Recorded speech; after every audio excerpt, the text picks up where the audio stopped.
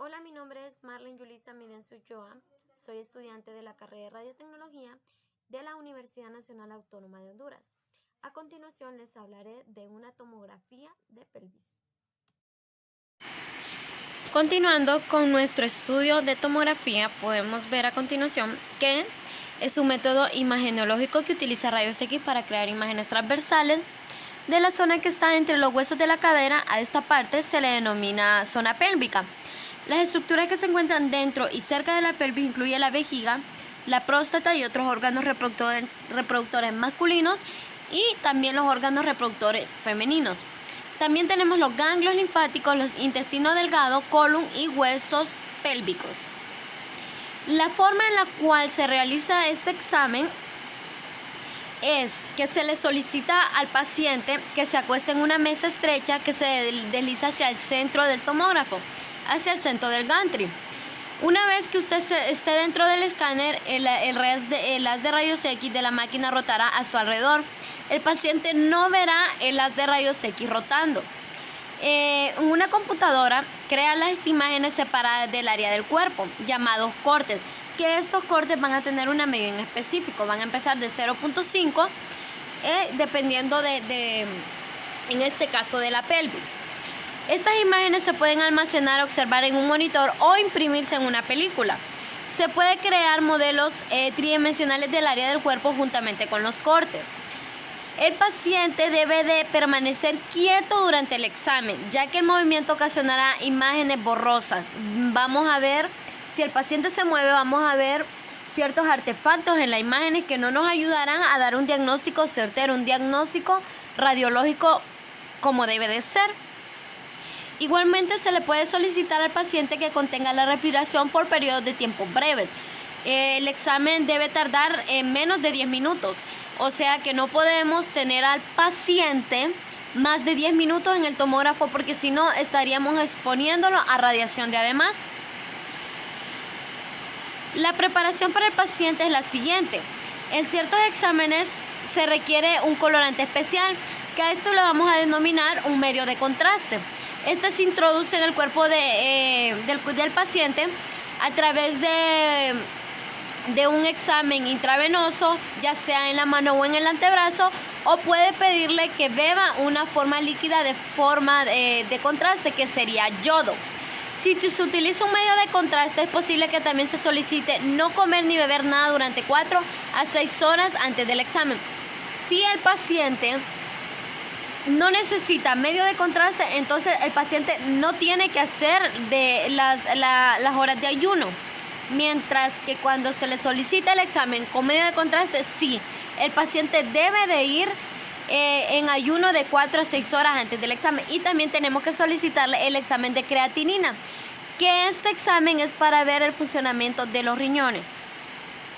Debemos de comentarle al proveedor de atención médica, al técnico, ¿verdad? En este caso, si nosotros fuéramos los pacientes, si usted tiene alguna reacción al medio de contraste, alguna alergia, o si padece de alguna alergia, por muy mínima que sea, debemos de hacérselo saber al técnico, ¿verdad?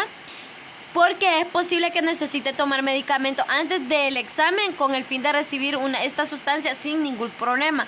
Otro ejemplo, lo que podemos hacer es que debemos de preguntarle al paciente si él tiene reacción alérgica a los mariscos. Porque si este paciente tiene reacción alérgica a los mariscos, posiblemente también el medio de contraste le ocasione una reacción alérgica. Porque como sabemos, los mariscos son ricos en yodo y el medio de contraste es yodo. También debemos de preguntarle al paciente si toma algún tipo de medicamento. Porque si es de esta manera, necesitamos tomar precauciones adicionales. Lo que se siente durante el examen. Algunas personas pueden sentir incomodidad por el hecho de permanecer acostados sobre una mesa dura, pero eso no crea ningún problema, solo el malestar que no puede durar más de 10 minutos. El medio de contraste administrado a través de una vía intravenosa puede causar una ligera sensación de ardor, un sabor metálico en la boca, un color súbito en el cuerpo, pero estas sensaciones no van a durar más tiempo, sino que van a desaparecer al cabo de unos pocos segundos. Razones por las que se realiza el examen. La tomografía computarizada crea rápidamente imágenes detalladas del cuerpo, entre ellas la pelvis y las áreas cercanas a esta. El examen puede usarse para diagnosticar o detectar masas o tumores, incluso el cáncer. La causa de dolor en la pelvis, lesión a la pelvis o el traumatismo en la pelvis. Los resultados normales que debemos de tener en una tomografía de pelvis es que los órganos de la pelvis examinados son normales en apariencia.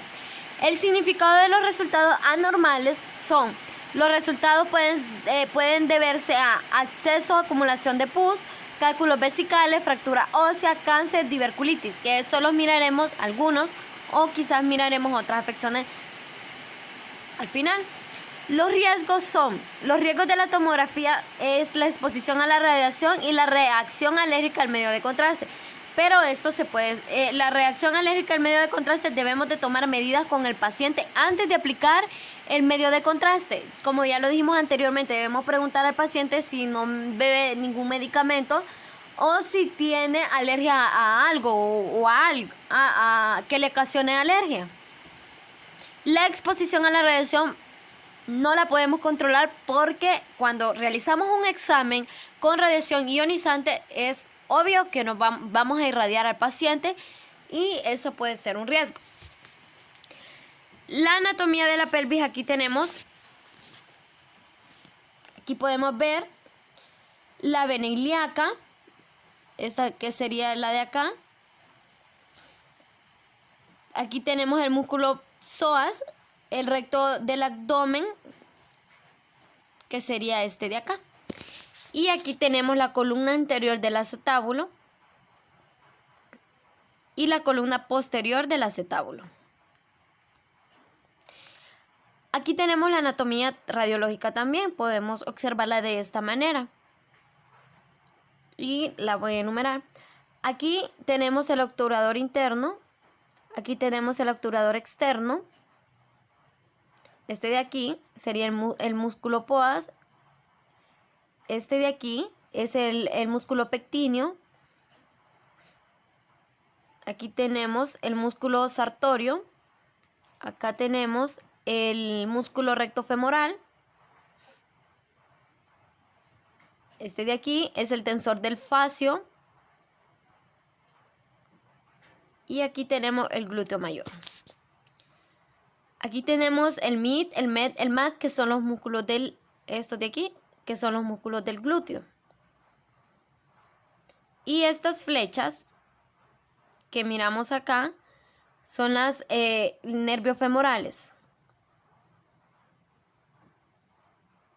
Aquí podemos ver. Este de aquí es el músculo iliopoas. El de las flechas son los nervios femorales. Y podemos observarlos de esta manera. Como sabemos, ¿verdad?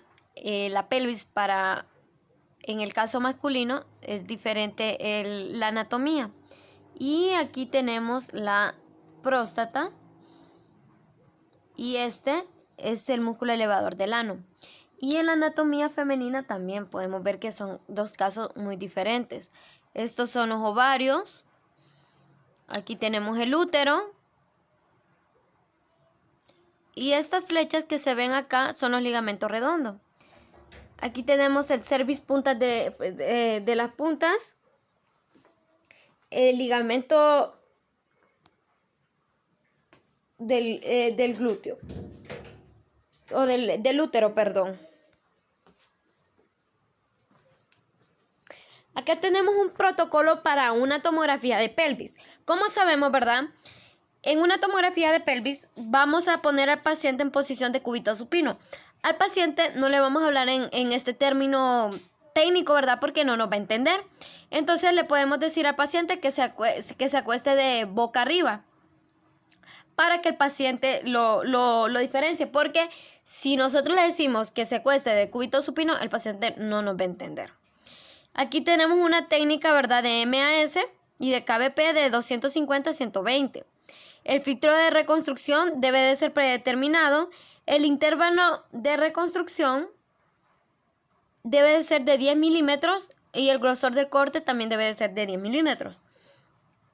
El último corte está al borde inferior de la sínfisis púbica hasta la región parietal en el patología anorrectal y inguinal. El primer corte lo vamos a tener en escasos centímetros craneal a la escápula diafragmática más elevada. La reconstrucción de este estudio, ¿verdad?, no es obligatoria, solo en caso de que de verdad queramos hacerlo o de verdad lo necesitamos, pero no es algo que debemos de implementarlo en el estudio. Aquí tenemos, ¿verdad?,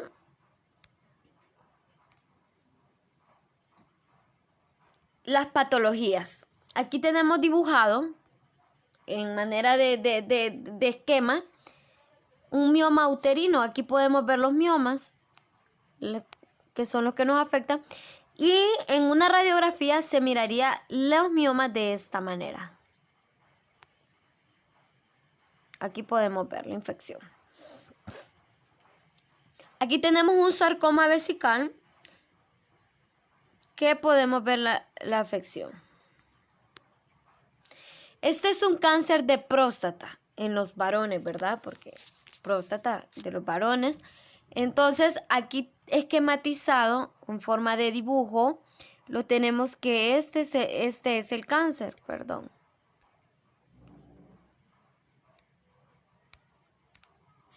Aquí tenemos, ¿verdad? Y en una